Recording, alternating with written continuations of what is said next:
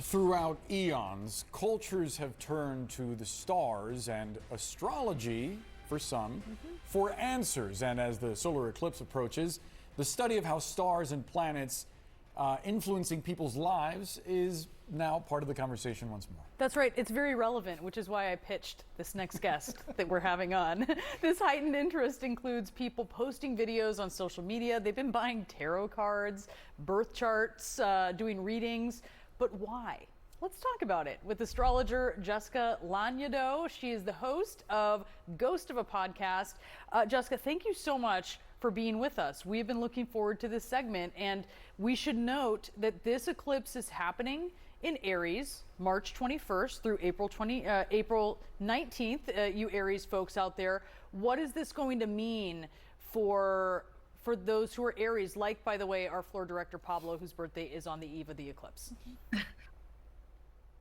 Well, first of all, thank you so much for having me. And the solar eclipse is huge news in astrology. It's a time where things really come to the surface and demand to be dealt with.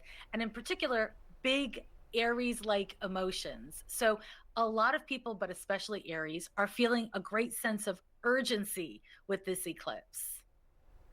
Yeah, I'm wondering, you mentioned that eclipses, their effects can last about 6 months. This is in some of the research we did about statements you made before. What are some of those effects, and are certain star signs more affected by eclipses than others?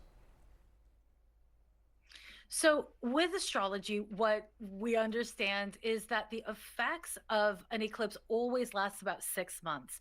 So what that means is that whatever it is that is coming up for a person or a situation during this eclipse on April 8th will take about 6 months to have its effects fully felt. So it's a really big deal. And in terms of the zodiac signs that are going to be most affected, honestly, all 12 of the zodiac signs are going to be deeply affected by this solar eclipse. But in particular, because this is a very Aries time, we have a lot of planets in Aries, and we are coincidentally going through a Mercury retrograde in Aries at the same time.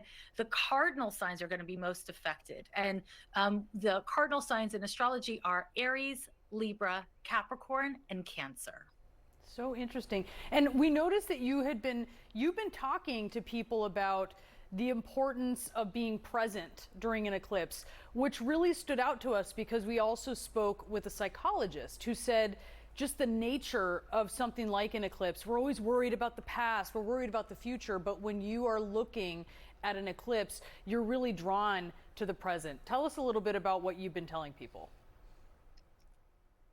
Yeah, absolutely. So whenever we go through moon transits, and eclipses are moon transits, the primary lesson is to become more emotionally self-aware and to evolve emotionally.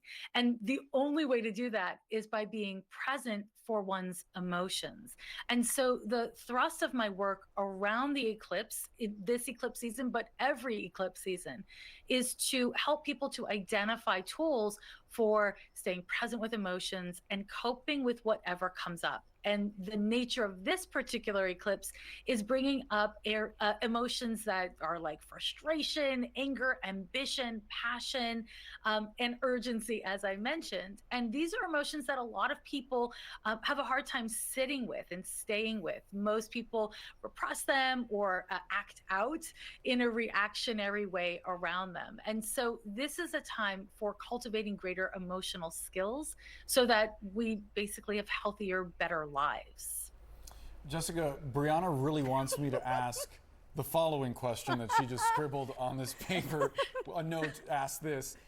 You say eclipse, wait, this that's one, not it. It's this number one. Yeah, 3. sorry. What does this mean for any babies born in the zone of totality during the eclipse? If you're born on an eclipse, is it a good sign? Oh, that's a great question. Yeah. It is a powerful sign. Being born on an eclipse, or for the person who's giving birth, giving birth on an eclipse, it indicates that this is a really big emotional experience. So for the person giving birth on an eclipse, it can be pretty intense. It can be a very emotional and very, especially athletic experience. But for a baby born during an eclipse, we have a person who will grow into a strong, having a strong nature. You want to keep in mind, in astrology, the sun represents your identity and your vitality and your sense of self. And the moon is your feelings and your wants and your needs. And during a solar eclipse, the sun and moon are meeting up in a way that both strengthens both of those things, but also changes them. It makes a person a bit unusual, but in a really good way.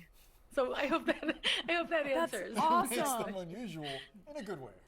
Just like us. Yeah, a little bit. That is In a good way. awesome. In a good I love way. it. In a It's so powerful good. way. Look, people who have a due date or are going to go into labor on Monday, they need to know this. Yes. Jessica, that was fantastic. Thank you so much for being with us. Thank you so much for having me. And thanks for asking that question, Of Boris. course, I wanted to ask about lottery numbers and whether the Miami Dolphins are ever going to win a Super Bowl, but alas. I'm out here for all my sisters due on Monday.